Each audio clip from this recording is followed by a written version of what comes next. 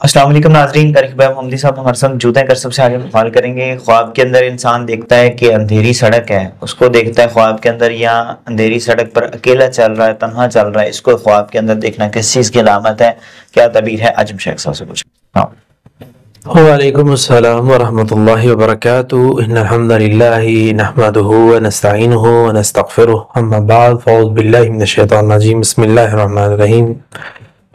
ویسا تنہائی انسان کی زندگی میں آئے گی اگر وہ اندھیری سڑک دیکھتا ہے خواب میں، ذہنی دباؤ بڑھ جائے گا۔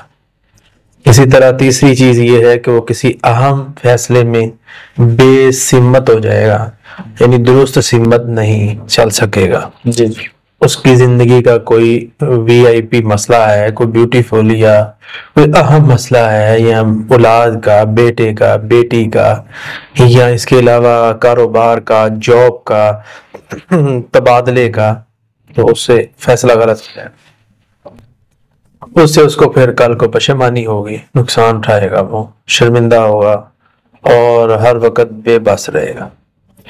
تو اب یہ ہے کہ انسان کو کرنا کیا چاہیے کہ وہ انسان نقصان سے بچ جائے۔ جی بر وقت ایسا خواب آیا ہے، خواب کیوں آتا ہے؟ پہلے اس لیے آیا ہے کہ آپ کو بتا رہا ہے کہ آپ کے ہاتھ سے فیصلہ غلط ہو جائے گا، آپ اپنے فیصلے کو چیک کریں۔